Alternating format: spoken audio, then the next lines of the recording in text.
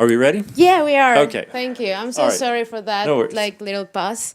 So hello, I'm Keta. I'm the program manager for Techstars Paris, and I want to introduce you Terry. But before going to do that, Terry is going to talk us a little bit about what is Techstars, and then we're having a casual conversation about any question that you have about Accelerator programs, about the program in Paris that I represent, and the program in Adelaide that Terry represents.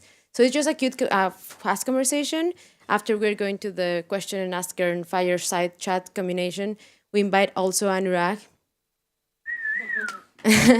Anurag, he was part of Techstars Paris last year, so we'll have a casual conversation between Accelerator and founder and you guys that are interested somehow in Techstars and what we do. So it's great to have you around.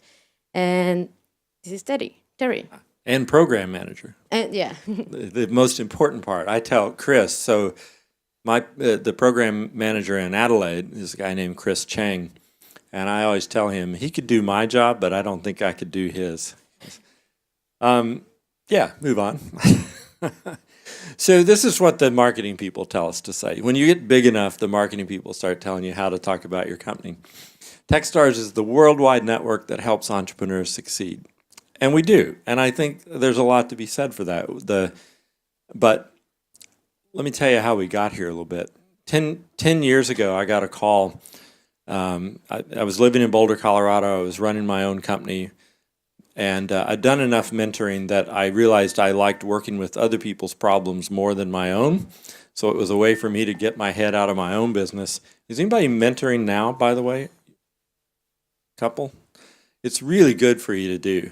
And you all have more experience than somebody like who hasn't even started. So the sooner you start mentoring, the better. But so I was lucky enough to get the call to be a mentor in the very first Techstars program 10 years ago, when the point of it was to just try to get some more startups into town, because it'd be more fun if there were more of us. And then it grew, and like what's going on here, other people saw it, other cities saw it, and said, you know, this is looking like an interesting model. Can we do this in our city?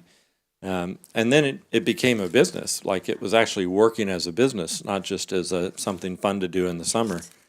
I wasn't involved other than as a mentor for the first 2 or 3 years, but I saw the good that was coming out of it. And then along the way, Techstars acquired the nonprofit that was going around the world putting on startup weekends.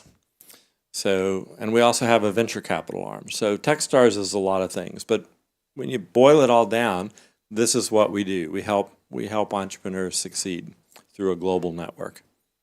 All right. So when I first started talking to the companies about coming into my accelerator in Adelaide, I think they all thought, a lot of them thought, oh, it's about the money. So we invest in the companies, $120,000 US. You know, that's not a small amount of money, especially if you haven't raised any money. So they think, I could use that, I'll apply. When they get in, they realize, oh, it's about the mentoring. And we had 76 mentors, I think, and they weren't. Many of them were entrepreneurs, but many of them were subject matter experts too. And so you get this intense mentoring experience. But it was only after they finished that they realized that, oh, it's really the network, being able to go anywhere in the world and look online to see who's there, who's been through Techstars, either through a startup weekend or through an accelerator, and be able to call them up and say, hey, I'm a Techstars alumni. Did you all understand the word there, alumni? Because you say it different here, right? You do? Okay. To be able to call somebody up and say, yeah, I've been through Techstars, and then instantly have that connection where they go, yeah, let me try to help you.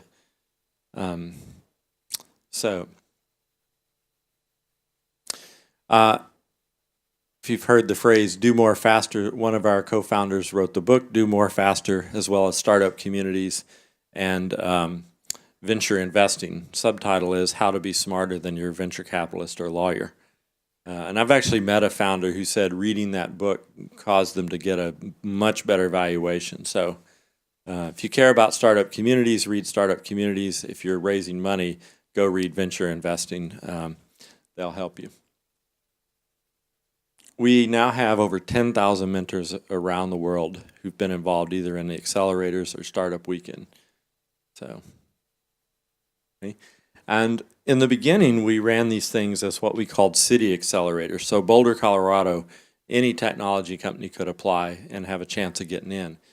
But then in time, we realized that if you get sponsors involved, you can draw on them to bring in the mentoring. So now, anybody doing retail kinds of stuff, right? So we have one with Target that sponsors it. And so you can get to the high up people at Target to hear about how they run their business.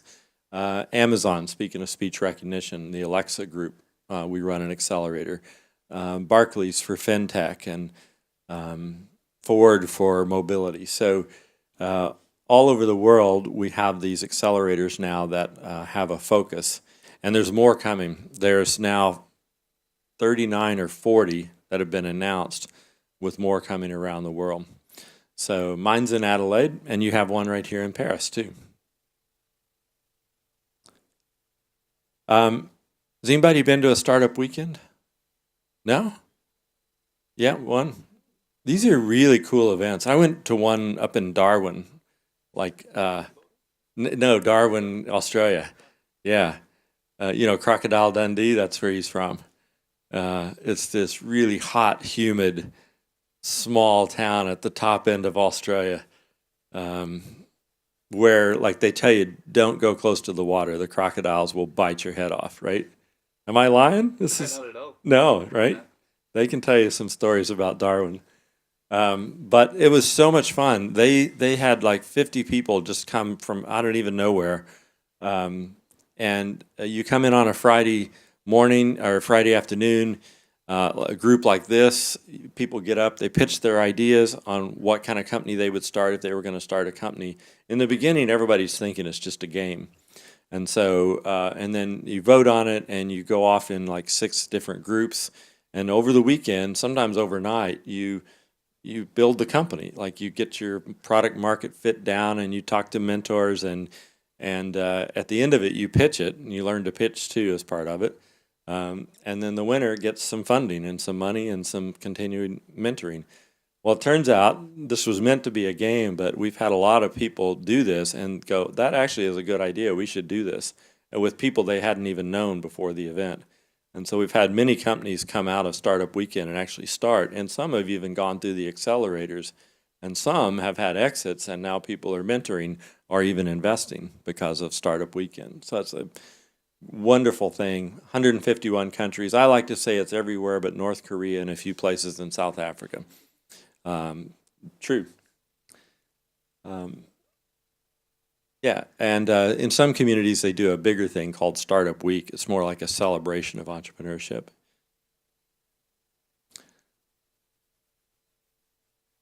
Yeah. Back up that one. And even these numbers are now out of date. It's 1,325 companies have gone through accelerators in the past 10 years. And 90% of them are either still active or have been acquired. Now, whose mom told you that you had a 90% chance of failure if you started a company? Everybody's, right? I don't believe the numbers are that bad. I think if you get help and you get mentoring and like you all are as being a part of this group here, I don't think your odds are nearly as bad as just 1 in 10. But the companies that go through Techstars, we flipped that on its head. And now I think their combined they've raised over $5 billion, and the valuation is over $12 billion now. So just an amazing growth from what started out as a summer fun kind of thing. All right. So the reason I happen to be in Paris today is my accelerator starts up in September for the second year, and I'm on the recruiting tour. What's that? That's your excited. That's it? Yeah. No, we're down here. Oh, I see it. There's a flagpole that comes down there. Ah, good. Good. Yeah, even this is even a little bit out of date because we have Singapore and we have India and Probably going to be a couple of more in Australia coming in. Still lots of room to expand. But so my accelerator last year, we got applications from 56 countries, hundreds of applications. And mine, I say, is it's got a defense and security focus, so cybersecurity. But I'm not looking for defense companies. I'm looking for companies that are doing technology that could be interesting defense. And this is Australian defense, by the way. And that we can use their money to help fund these companies. So many good and positive things have come out of defense spending, like the internet and GPS and microwave ovens and duct tape and super glue, and there's just all this stuff that has come out. So that's what I focus on. I'm not looking for anybody building bombs or better guns. I'm looking for people who are doing basic technology. So like last year I had 3 drone companies, and I have a decision analytics company, a cybersecurity company, some IoT companies. So if any of you all fit into that and think you might want to go through an accelerator, I'd be happy to talk to you about it afterwards. Let's now talk about not just Techstars, but things that can help this group. Like, Yeah. I think what I'm going to say now is that so I will just start Yeah. with the fire chat. So come in, on up. Anurag. So he's been through one. He went through, Yes. last year was Paris's first Techstars accelerator. Exactly. So last year we had our first program accelerator here in Paris. We are a program that has like 7 partners in different kind of industries. That the program that Terry has like also different kind of partnerships. So these partners are just tools for the startups to work better with the companies. So let me introduce me again for those who arrived later. I'm Enriqueta Gonzalez. I'm the program manager for Techstars Paris. This year we are opening the second program. We are very interested to talk not only to the startups that have been already, but those that are interested to what are we doing, what is the accelerator model, what does it does to companies, or even we take some roles that are called associates within. I was just going to say, you're going to be hiring associates I'm too, going to be right? hiring associates. That this is the stars that help the startups. If you want to join one, or you're like looking forward to know how is the startup world, like this is what it is. And I will ask Anurag to introduce himself. Good evening, guys. My name is Anurag Rathore, and I lead the team at Ziffy. We are a carpooling company. Yes, we do compete against BlaBlaCar as well. Started off in India, but early last year we expanded to Europe. So What I would like to do right now is I'm going to start asking some questions, and then you can jump in with this thing, and you can also talk about this. So very cool. So I'm going to ask you both. Like normally, the people, Techstars is a company that is very entrepreneurial. Like a lot of the employees are entrepreneurs themselves. So Terry founded a company, and Anurag founded a company last year. So I want to ask you, what is the hardest thing of founding your company so far? I think the most important and the hardest part for us is always to keep our focus and stay on the original course that we have decided. I mean, as a founder, what happens is you get a lot of advices, you get a lot of distractions in terms of your competitor doing something, something new coming into the market, and in the rush to be ahead of your competition, we tend to forget our original proposition, right? So which is something which is one of the reason why most of the founders like us, we struggle with. So I think keeping the focus onto your core values as a founder, to the core values of the company, to your product, that's, I think, one of the most important and the difficult thing to do. Yeah, that's a good one. People who aren't entrepreneurs, I bet you've heard this. They'll hear you're an entrepreneur and they go, "Wow, how did you get your idea?" Like they think that's the hard part, but it's really not. It's focusing on the one good idea and not continually being distracted by all the other things you could do, right? Yeah, I mean, as many people say that when you go to a toilet, that's where most of the ideas come in. But it's actually the execution in real life that matters. We all are smart enough and capable enough to come up with uh, extremely good ideas, but what differentiates and where some of us are capable of doing things is execution. That's the only thing. And to execute something, you need to have a very sharp focus. You also mentioned core values. I'm surprised that you've. How long has your company been going?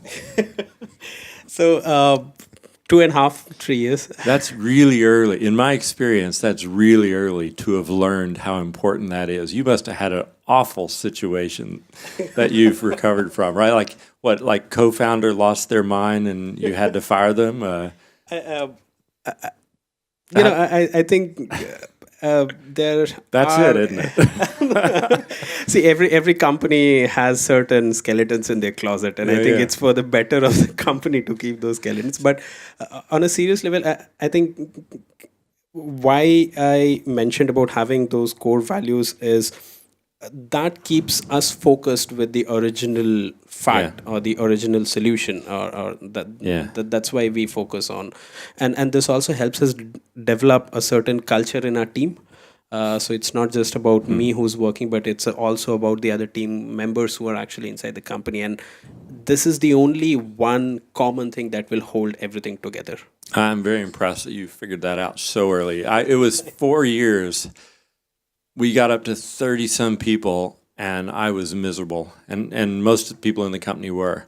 And my partner and I, my co-founder, we had a set of core values. So here's short definition. Core value. This isn't morality. It's not politics, but it's how we're going to work together. Yeah, and it's something that's so important that I would rather quit than give up on it. Yeah. So in my case, it was integrity. It was respect. It was having fun. Some of you, some companies' core value could be low prices because they fundamentally believe that they want everybody in the world to be able to afford their product. Others might say, nope, it's got to be the best quality, and I'd rather quit than to produce something less than the best quality. Many would say, I'll price it however the market wants it, high, low, whatever. And for them, it's not a core value. So that's the key, is it's so important that you would rather just quit and go home than violate it. But in my case, I didn't hire for that. I hired for, one, will you come to work for me at what I can afford to pay you? That was like number one. Two, do I think you might be qualified? And we didn't even get to three. When I figured out I had it backwards and I started hiring and firing on core values, then the culture got good again. And you got to fire based on core values too. Because if you leave somebody in the company that doesn't fit your core values, everybody's going to know it's not real. And they just become a cancer, yeah? I want to ask you that we were having a conversation just some minutes ago about who of them do you think is the technical co-founder? This question has already been answered. Yeah, we were already talking about that. Yeah. Well, I was surprised because both of you have some. I told her I didn't know whether to be flattered or insulted when because she guessed which one I was, and I told her that the engineers that I hired saw me as a salesperson, I think, and the salespeople saw me as an engineer, and that's not a bad place to land as a founder. I think it's easier if you're a technical co-founder, if you're doing a technology company, that is. It's also easier if you have co-founders, multiple founders. So one of you can be business, one of you technical. But I think somebody's got to have the technical side of it. And we were talking about how difficult it is to actually, there is when you have the abilities of being a co-founder, that sometimes you decide to, if you're afraid to be the CEO, and you were the CEO of your company, right? You are the CEO of your company. I think what is more important to look at this is as someone who's leading a team, it's important that we are aware of everything so that we can take informed decisions, right? And at a very small company, your product is of the most important value at the very beginning. It's not the funds, it's nothing, but it's the product. And even if you don't know technology, I think it's extremely important that as founders, irrespective whether you come from a technical background or arts background, I mean, I have few friends who've studied English literature and they are running a technology company. So it's possible. It's just that what you need to put in that effort to understand the basics of it, and that way you can at least have a conversation. And uh, yes, I there is an advantage as well. You can call the bullshit whenever someone is trying to outsmart you based on certain technology, or maybe if not on technology. And I think even if I was a absolutely technical co-founder, I would still have to make an effort to learn how to sell, how to market a Yeah. product, how to pitch. Uh, so it's both way rounds. If a technical person is making an effort to learn about the business, perform into the business activities, I think it should also be the other way around, so that we can complement each other and do the task twice as faster as compared to one person just focusing on Yeah. this one. There's a book, and it's a little bit dated now, but it's called The E Myth, and then The E Myth Revisited. And um, one of the ideas that was pretty powerful in there was this idea of building your company so it's scalable, and thinking about it like it's a fast food franchise. You're gonna step back. You're not going to be the one making the hamburgers. You're the one writing the manual on how hamburgers are made. And I think there's something to that, but man, just most technology companies have a technology co-founder. Now, there's a danger here. So those of you who are technical founders, um, it's always more fun to write code than it is to call people on the phone and try to get them to buy it. I still don't like that part of it. And so the danger is that we spend time adding more features when we should be out there talking to customers or potential customers. Another danger is in the early days, you're going to be the best coder on the team by a long shot, because you can't afford to hire usually the better people. And I think it's the reason there's a lot of 7 and 8 person companies in the world, is that's about as much as one technical person can manage. And because they're the best one and they don't trust anybody else to do the really hard stuff, they can't ever grow beyond that. People who might actually be capable of stepping up and taking on stuff get frustrated by having that technical co-founder who won't trust them and is constantly looking over their shoulder. We grew through that when I consciously said, you know what? I made a lot of mistakes and learned. That's how they're going to learn too. And I got to accept that they're going to do it different and maybe not as good in the early days. And then some of you heard me say that one of the best days of my life as a founder was being at a customer meeting with 6 or 7 employees around the table and realizing that each one of them was smarter than I was in their area.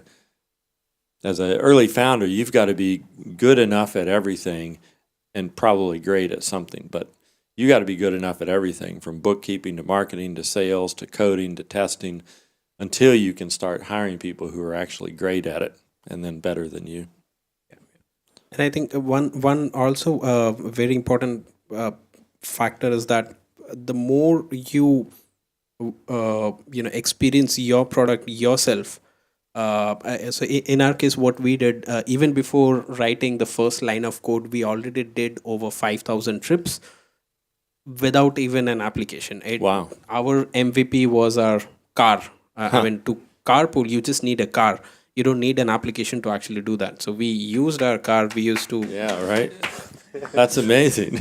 So so we used it, and we used to pick random people from busy bus stations or metro stations, and carpool with them to a particular business district in a city. So that way we learned what the actual problem was before even writing the code. So even though I am a technical founder, but I did not start because I think it's a human nature.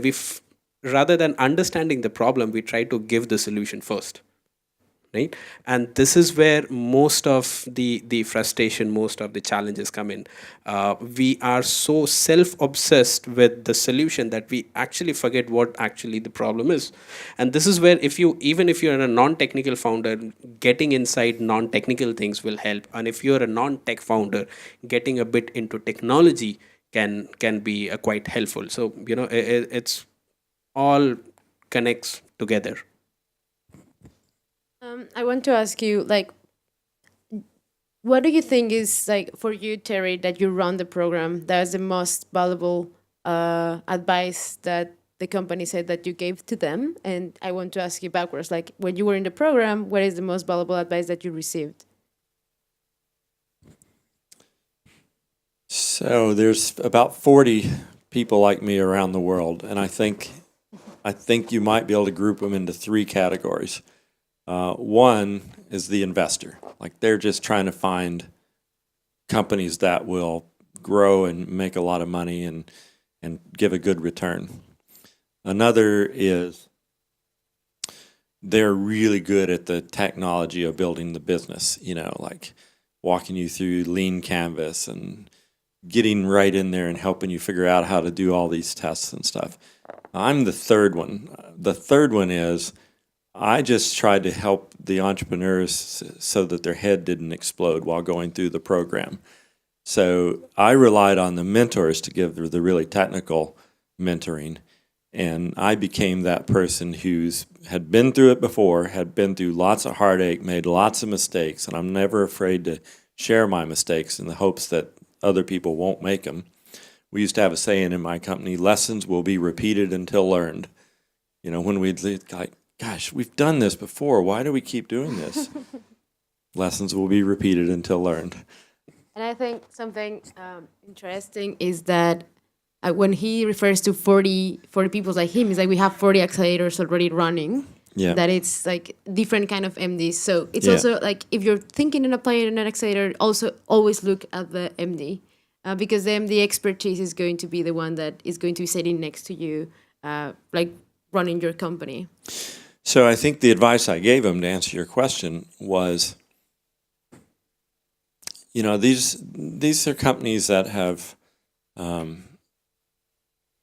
so I had a range. I had some that were in still pretty much idea stage. They had, the product wasn't working. And in defense, it tends to be hardware kind of related stuff. So like, there's a guy down in Toulouse now who got into the Airbus accelerator after coming through ours, who's invented a new flight model for drones. And if it works, it's going to revolutionize the drone industry.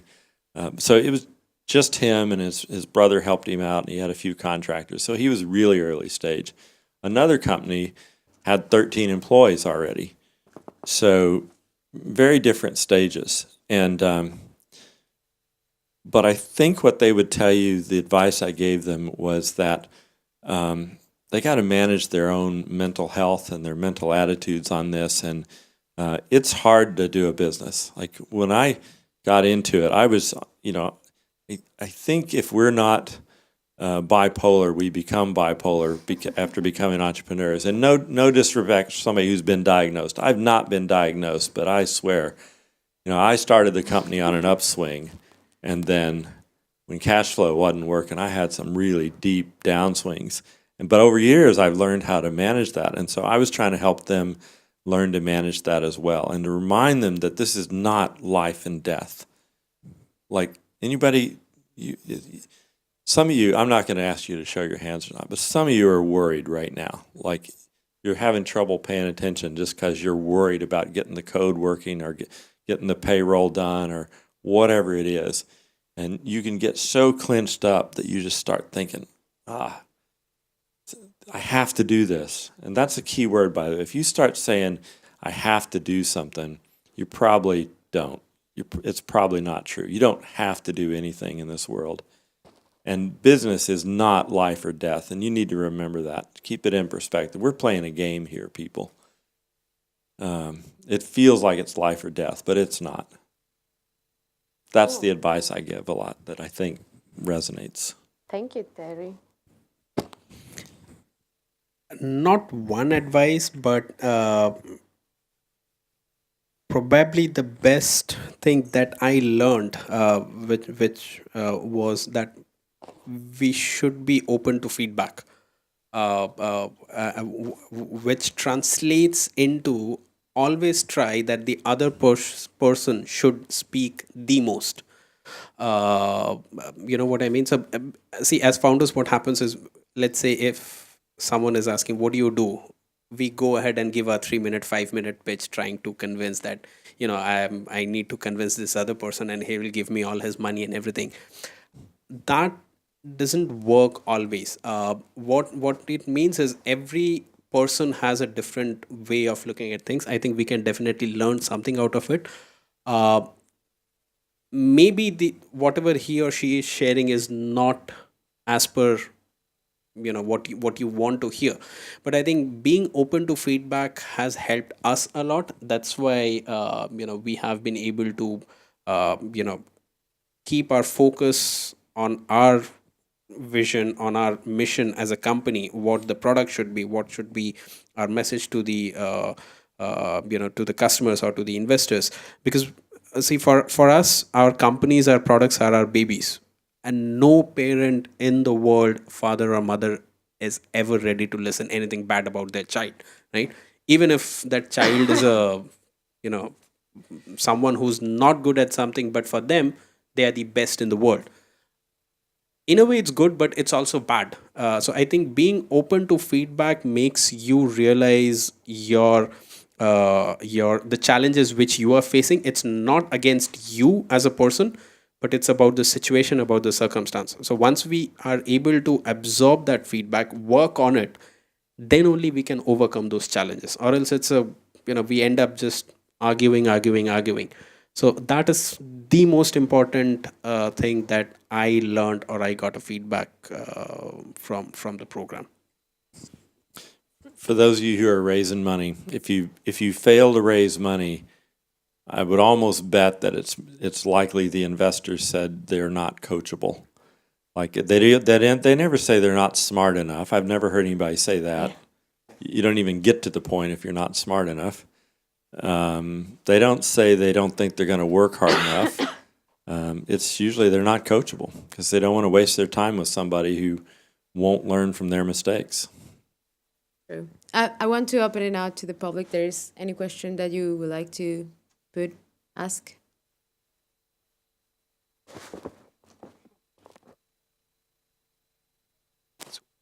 It was. It was. Yeah, it was. There you So first, I want to thank you both, you three, for what you said, because it was like fresh and new, not maybe the kind of thing we hear, we can hear here. And my first question would be: we see a lot of flags on the United States, a lot of flags in Northern Europe, and it's obvious that there is like 3 or 4, maybe 5 different markets around the world. How Techstars is adapting to European market and the way that we need to follow up with startup way longer because of the sales cycles are much longer here. Maybe it's a problem, maybe it's not. How do you see the question? I would like to take over that one specifically. If you want to add something as well. So, like for example, in Paris, we just opened the program last year, and we encountered a lot of things. Like I'm not a French person; I'm a Mexican. The MD was French, and we also had a team that was very international. Like the startups that we take in, they were very international. So we're learning still. So we're learning about like France is doing so many like it's putting an arsenal of like tools for entrepreneurs and like doing the schools like this. Like France is really trying to convert themselves like France into a tech hub. So we do found sometimes like just like very easy things, like just to rate a mentor, for example. Just to rate a mentor, we ask them to rate in the American way, which is give them 1 to 10, and 8 and 9 and 10 is positive, and everything else is negative. While here, I just learned that below 8, it could be fine, and 7 as well could be fine, right? Because you're graded in ways. I studied here in France, and I was graded in 12 out of 20, and I was like, what? Am I not that smart as I thought? I'm kidding. But it is that learning process that we are going through, that we definitely want to have the best entrepreneurs that are happening here. So we find a lot of challenges of our companies raising funds because they still believe a learned hierarchy, for example. So it's not only working with the startups, but it's also working with the investors and like the whole environment and community to learn how to work with startups from all over the world. And not us putting the not Techstars or the US putting the culture here, but backwards. So now I'm taking this feedback of how to rate mentors properly, of what they consider that is a good advice, and we're starting to put that. And as we grow, we're learning more that like we are trying to always have the French point of view of everything we do. At least that's for France. We have the same situation going on in, for example, in Germany, where we have 3 accelerators, and we get more inflow from companies from the countries than before. So last year, for Techstars in Paris, we had 25% of applicants from France, 25% from the US, and 50% from all over the world.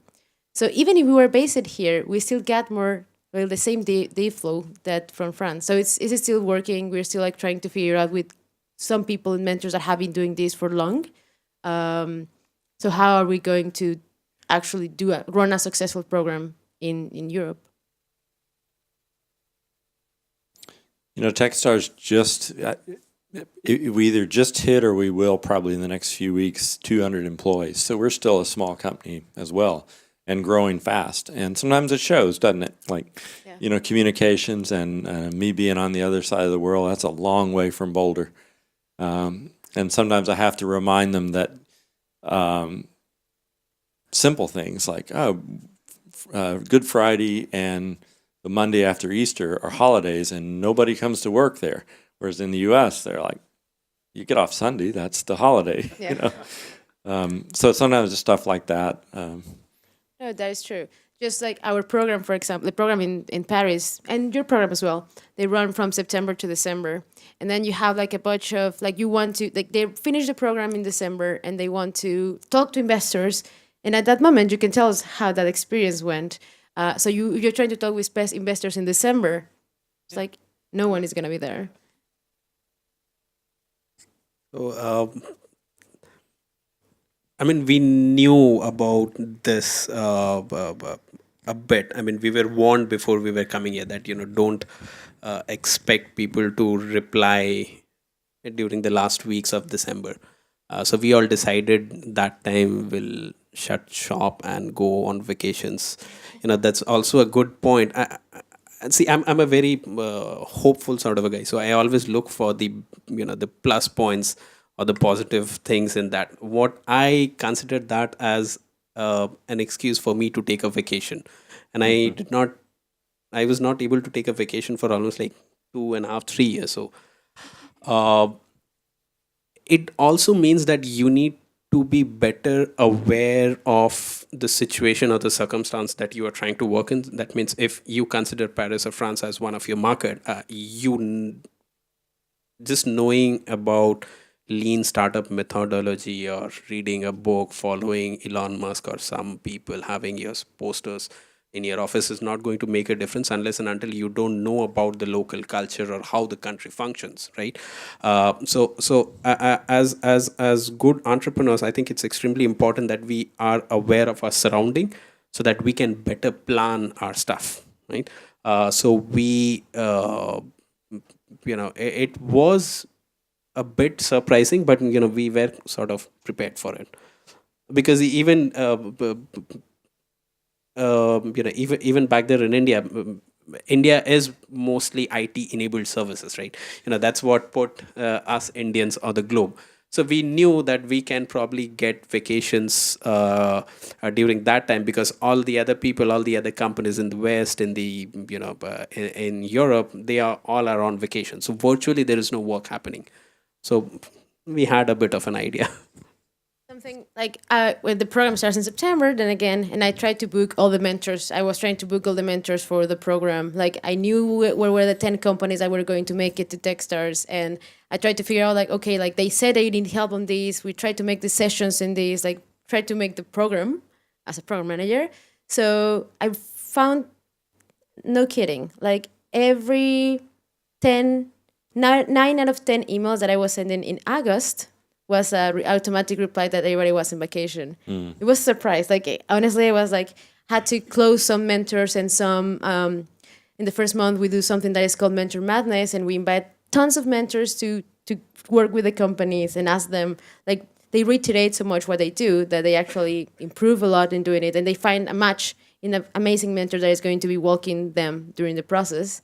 So I had to book like 100 mentors, and like I had 2 weeks or 3 weeks before the program, I had none. Like I had 10 because all of them were on vacation. After that, they came back and they answered like, hey, yeah, for sure, we'll be there. But yeah, that was a crazy cultural shock.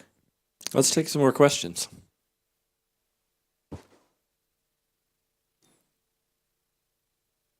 Hello, I have actually two questions. Questions I would like the entrepreneur to respond and you too. They refer to value added of Techstars, and my point was I think that except from the money infrastructure, one of the value added would be first to leverage on your international network, Yeah. and second, I would say the lifetime possibility for entrepreneurs to discuss and have access to alumni, right? So I would like to have some examples from the entrepreneur of how being in an international network helped you, and also how you could leverage also on discussing with alumni. I think for any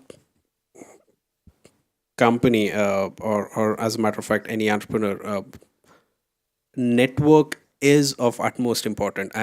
When we work, when we start to launch our startup, we always think that we need to focus on getting the money, we need to focus on getting the investments. But if you don't have the right network, you will fail in raising the funds. If you don't have the right network, you will fail in raising or hiring good talent. As a matter of fact, if you don't have a good network, you'll probably find it extremely difficult to sell your first product, right? So for us, it was all about getting access to that network. How it helped us, I mean, for example, we signed an exclusive deal with one of the biggest companies in France, which has an annual revenues of over 24 billion euros. And this deal was signed within less than a month, right? And the discussion happened during a party. I mean, we only heard about ideas being discussed and the business plans being made on a piece of paper and everything otherwise, but we actually lived that. So that definitely helped us. It gave us, Techstars gave us the right platform to meet and to interact with such people, the decision makers in a company. From the international network, it's extremely good to know what is happening into the market. It is extremely important to know what is happening into different markets as well. I mean, for us, at this point of time, Techstars has launched in India as well, and we started from India. You can consider that as an extended team member who are not on your payroll. Let me put it that way, right? So these guys are there to actually help us grow. So they will try to understand your challenge as your own partner and help their network. I mean, there is a reason why there are so many companies who have been able to raise over $4 billion in terms of investment. And so if I have to figure out, okay, I need to get in touch with this particular investor, I don't have to scout on LinkedIn or make cold calls and everything. I can simply call up Keta, or I can simply, ping someone in Techstars and, hey, can you introduce me to this person, right? And those guys are very important guys. Probably on a daily basis, they get over 100 or 200 emails, or maybe even over 1,000 emails. How do you stand out? How do you catch their attention? The first, not everyone is, John Travolta or someone that, hey, I need investment and everything, right? So you need to stand out. If you are not able to catch their attention, take someone's help to help you put ahead of the others. So I think this is the biggest advantage or the biggest help nationally, locally, and internationally that we got from Techstars. Does that answer? Yes, it does. I think I want to add on that as well. So we host something that is called Virtual Demo Day. So all of the companies that went through Techstars last year, they are going to put together in a kind of a CD or a DVD, not really, but like internet CD in a file, and we are going to share it with all the investors in all of the network, like the investors in Adelaide, the investors in Paris, the investors, and this is just after the program happened, like 4 months later, and these investors can reach out to the companies that accelerated locally. So I think that's a good example of how the network is working internationally. Now, how about the market? Because we talk a lot about raising money, but how about, for example, I don't know anything about India. How do I get to penetrate India or adapt my product to Indian use or habits? Can I have some insights, for example, with this? Absolutely, but I think the first thing, and I'll be extremely honest, the first thing that they will help is make you understand and make you question whether do you even have to go to India, right? And I think that's more realistic to actually talk about. For example, we could easily launch or we could easily expand to the US, right? Techstars was born out of the US, but that is not the right market for us. I think what it helps is if we need some information, then we can definitely reach out to anyone, any of the MD or any of the alumni company into that country to know whether our assumptions are points that we are considering to actually expand into that market is valid or not. That's step number one. The step number two is Techstars also has something apart from the network and everything, which is extremely helpful for us, is the perks or the local expertise in each country, right? So you get access to a bunch of services. It can be legal, co-working space. It can be from hiring. It can be from marketing.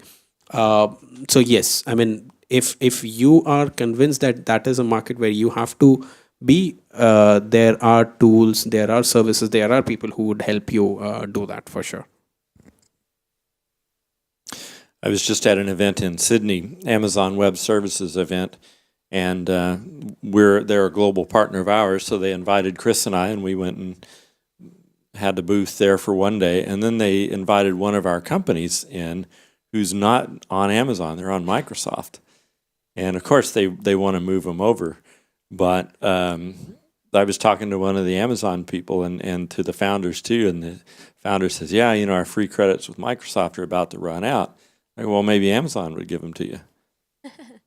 Can't hurt to ask, So I go over, like literally here to there, to the person, and I said, so their credits are running out with Microsoft. Would you match what they've got? And they're like, oh, yeah. And I go back to the founder, and he goes, well, it's going to take some engineering. I said, okay, just a minute. I go back. He said it's going to take some engineering. And they said, well, we could probably pay for some engineering to help move him over.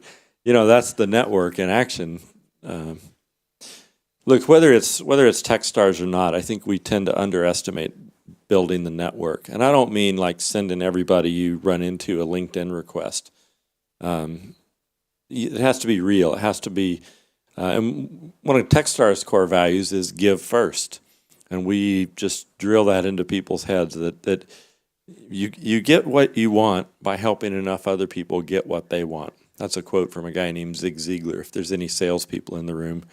But I do believe that's true, and building that network where you try to get out there and you try to help, and maybe it's just there's an article we talked about and you send it to me, and then that helps make that connection.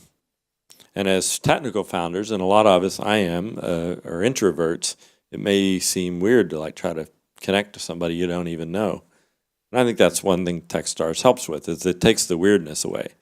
It's like Techstars is a get out of jail free card for weirdness. You just go, I'm with Techstars. Oh yeah, me too. How can I help? We have a question here. Let's. I mean, happy to keep talking about Techstars, but if you want to make it more general too about your businesses raising money or whatever, I want to make sure you all get something out of this. So applying to Techstars start being frightening. Or we can keep talking about Techstars. So I mean, we heard some couple of stories, all sorts of stories.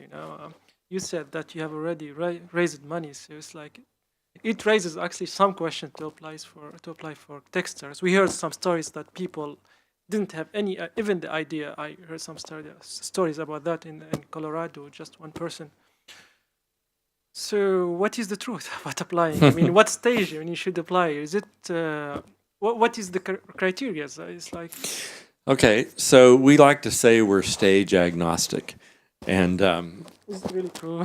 it is really true. It is really true. I mean, even in my program last year, I had, like I said, I had some that were just a little bit past idea stage. They didn't have a product yet. One still doesn't have a product. I'm kind of saying it's time, guys, but. And we've had some really big companies go through. We've had one that's raised $20 million, one in South Africa that had like a couple hundred employees. We've had one of our biggest success stories went through twice. So the two engineers go through, pivot in the middle of it, completely abandon their original idea, come up with a new idea that seemed even crazier than the first one, goes off and makes a success of it. One of their mentors becomes CEO because he falls in love with these two engineers, the founders, and helps them and says, we need to take this back through. Let's go to Disney. And they went to the Disney accelerator, and then he gets called in by the CEO of Disney, who pulls out his phone, shows him the dailies for the next Star Wars movie, shows him BB-8 when it's still a concept, and says, can you build this? And they go, yeah, sure we can. And that's Spiro. They're selling worldwide now. So, look, let me make this more generic. Techstars or any accelerator is going to try to help get you connected better and fill in gaps in your knowledge. People going through Techstars tend to be planning to raise money, and they just don't have the connections. It's one of the hardest things for a first-time entrepreneur to do is to get connected to people with money. It's just hard. Like they don't make it easy, the people with money. They don't put an advertisement out generally saying, hey, I've got money I'd love to give away. So we help you with those connections. We help you get your pitch to where it's so good that they can't help themselves. But yeah, you got to figure out what it is you want to get out of it, whether it's Techstars or any other accelerator. Because it's hard work. It's hard to get in. A lot of people apply, few are selected. But one of the companies that I got in last year, I encouraged them to apply. I said, you're not going to get in. I can't justify you as a defense company. They basically had an HR solution that I thought was really clever and interesting and was working. But I said, we ask good questions, so it'll be good for you if you apply. And then they ended up getting in. So I'd tell you the same thing. Go apply. You don't have to go through it if we make you an offer. Like if I call you up and say, guess what? You're in the top 20. You want to come to Adelaide for your top 10 screening? You can still go, nah, nah. And some did, but they made somebody else really happy by doing that. Read about it. Like, we have lots of blog posts at techstars.com, and you can find them on Medium and elsewhere of founders who've gone through accelerators, what they got out of it, what were the challenges.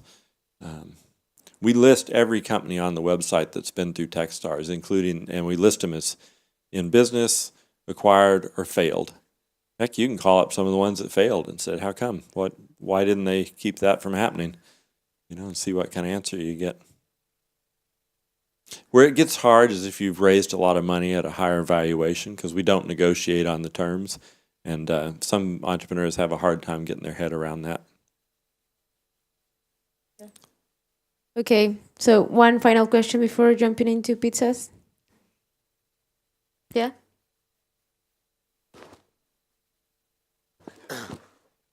Thank you. I just have one question because I'm more like a sales guy and a legal guy. Welcome. Yeah, so We need I'm sales. what? We need sales. Yeah, that's the problem. I don't know how I can be useful to Techstars, to a company. How what can I do? And can I what is the better, like to be a mentor, to do something for companies, or to be inside the company, to be inside the accelerator programs? What That's my question. Okay. You see what? So, I think hiring salespeople is the hardest job. Maybe project managers. And the reason is you can come in and interview and talk a really good game, and I still don't know if you're going to go out and do the work, right? Whether it's cold calling or emailing or set up the campaign. Whereas a software engineer, you know if they know what they're doing or not by the end of the interview, but I don't know if you'll go sell or not. So most can't. There's some people say 80% of the employed salespeople right now are not very good. And so if you're a good salesperson, I would say get in a company, make them really successful, make a bunch of money, and come back as an investor. And then help entrepreneurs figure out how to hire good salespeople, because we suck at it. Maybe that's why there's so many companies that now are just all web, because I can't even begin to hire salespeople. How about if people just put it up on the web and people come buy it? Somewhere in that company, there's still a salesperson, though, isn't there? Even if they don't have that title. So the opportunities for you is if you've done this and you've really, you've got the credentials, you could let Kata know about you'd be interested in being a mentor. We're looking for good mentors for the programs. It's volunteer. Yeah. Or get to know the companies, take them out for coffee, offer to help them. Give first. Yeah. But yeah, if you know how to sell, go sell. And I am more into finance, but you're more into finance? yeah, Yeah. but sales too, but more Yeah. finance. Okay. Cool. Okay.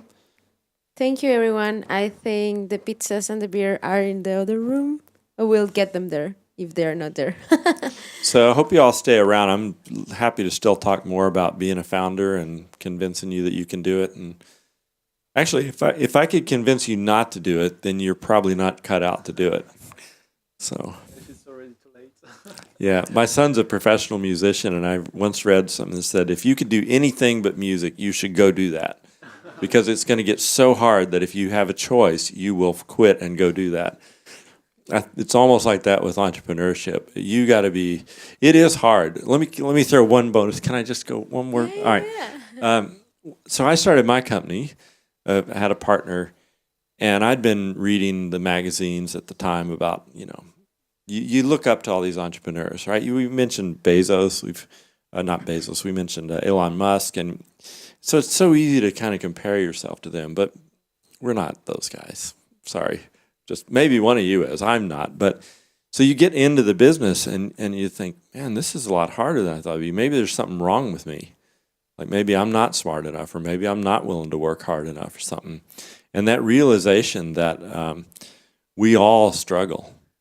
Like every entrepreneur I know has struggled and thought they weren't good enough. But if all you listen to are the big interviews on CNBC or something, or wherever you get your news from, you would think that they're superhuman. Most are not. Most struggle. Most have doubts. So if you're having those doubts and struggles, that just means you're normal. And you should get together in more groups like this and find people who are your peers who can support you. Getting into a peer network is what saved my life, I think, as an entrepreneur. Okay. Pizza and beer, and we'll keep talking? Thank you. Yeah. All right. do that.